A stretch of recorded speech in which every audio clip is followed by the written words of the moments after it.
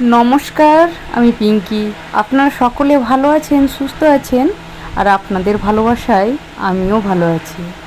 আজকে কালী পুজো, হ্যাপি দিওয়ালি। ভিডিওটা ছিল কালকের, যেহেতু আজকে পোস্ট হবে। আজকে আমার এক বোন টাকা পাঠিয়েছে এই অসহায় মানুষদের খাওয়ানোর জন্য। আজকে অনেক খাবার নিয়ে বেরিয়েছি, এখানে আন্দুল স্টেশনে দেবো আর অনেক কটা স্টেশনে দেবো। তা চলুন আজকে। আর এই মা আর এই দিদির জন্য ভাত নিয়ে আসি। আমি রোজ এদেরকে ভাত দিই। যাই হোক, আর এই দিদি চোখে দেখতে পায় না, আর ওই মা মানে মায়ের মেয়ে।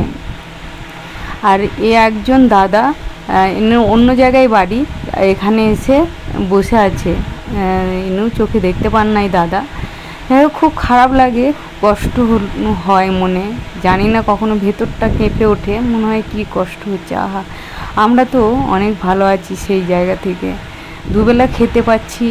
আমরাও গরিব, আর বড়লোক হওয়ার স্বপ্ন শুধু দূরের কথা। এই অসহায় মানুষদের মুখে দুবেলা দুটো, যদি দুবেলা না একবেলা যদি দিতে পারি, তাও ওদের দিনটা অন্তত কেটে যায়। যাই হোক, এই দিদি আর এই মায়ের জন্য খাবার এনেছি, তাই খাবারটা এখানে এই ঘরে বসে খেতে দিই।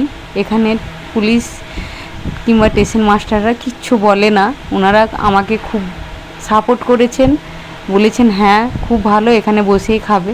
যাই হোক, ওখানে সবার মধ্যে, লোকজনের মধ্যে, তার জন্য এখানে এসেই খায় এই মা আর দিদি।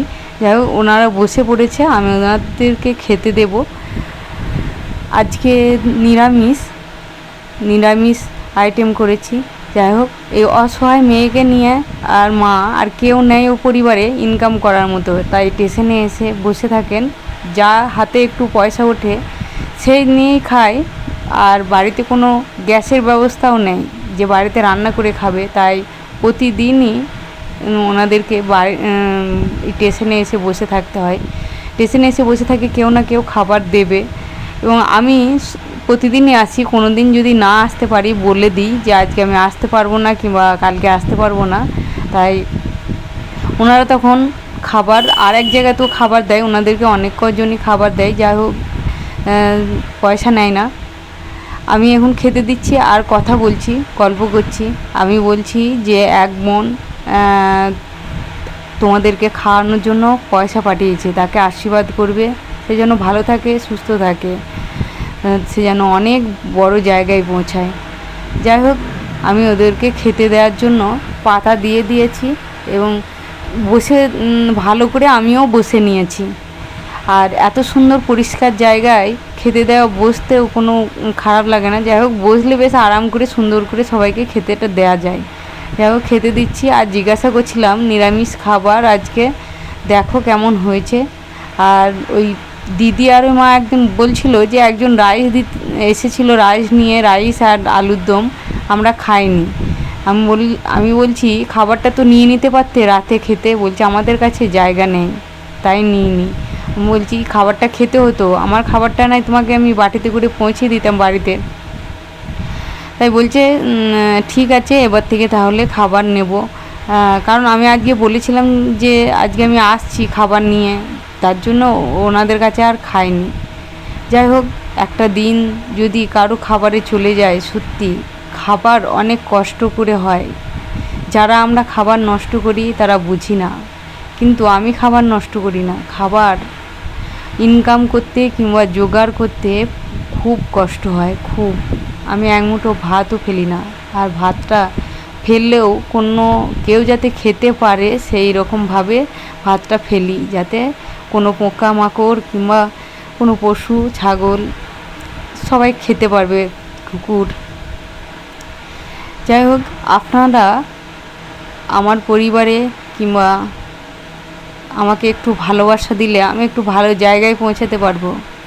আজকে অনেক দিন ভিডিও করছি, কিন্তু ভিডিওতে কোনো ভালোবাসা পাইনি বলে যে আমি এই অসহায় মানুষগুলোকে খাওয়ানো ছেড়ে দেব তা না।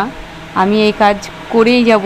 ভগবান আমার শরীর যদি ভালো রাখে, আমি এই কাজ করে যাব। কারণ আমিও ভাড়া বাড়িতে থাকি, আমার যদি একবেলা খাবার জোটে তা এই অসহায় মানুষগুলোর জন্য জুটবে। কারণ এই পৃথিবীতে আমি যে লাখ লাখ টাকা জমিয়ে ব্যাংকে রেখে সেটা কিছুই হবে না। আমি যদি এই মানুষগুলোকে খাইয়ে যাই, এই মানুষগুলো খেয়ে অন্তত শান্তি পাবে, আর সেই শান্তি থেকে আমাকে অনেক ভালোবাসা দেবে, অনেক আশীর্বাদ করবে। এটাই আমার জীবনের অনেক শান্তি। তাই আমি তো গরিব, আমি যদি বড়লোক হতে চাই টাকা জমিয়ে রেখে, সেটা কোনো শান্তি নেই সেখানে। এই অসহায় মানুষগুলোকে খাওয়ালে অনেক শান্তি। আমি ভালোই আছি, ভাড়া বাড়িতে একটা ছোট্ট ঘরের মধ্যে আমি ভালোই আছি। তার মধ্যে আবার এত সুন্দর একটা কাজ হাতের কাছে পেয়েছি, সত্যি এত ভালো লাগে। একদিন যদি খাবার দিতে না আসি, মনটা অনেক খারাপ করে, অনেক খারাপ করে। এক একদিন সেলাইয়ের কাজের চাপে আমি খাবার দিতে বেরিয়ে আসতে পারি না, কারণ কাজ করতে করতে উঠতে অনেক দেরি হয়ে যায়। তারপরে আর তো খাবার রান্না করাটা তো একটা সময় লাগে, তাই না? সেই জন্য আর সময় হয়ে ওঠে না। যাই হোক, আপনারা ভালোবাসা দেবেন, আর ঈশ্বরের কাছেও প্রার্থনা করি যেন আমাকে সেই আশীর্বাদ করবে ঠাকুর, যাতে আমি এই মানুষগুলোকে যে কাজে নেমেছি, এই কাজ যেন আমি যতদিন বেঁচে থাকবো করে যেতে পারি। এই মানুষগুলো, এরকম মানুষ এই পৃথিবীতে, এই ভারতবর্ষে হাজার হাজার আছে, অনেক অনেক অনেক অসহায় মানুষ। সবাইকে তো আর দিতে পারি না, আর কিংবা সবাই চোখের সামনে আসেও না। এই যে কটা মানুষ আমার চোখের সামনে থাকে, আমি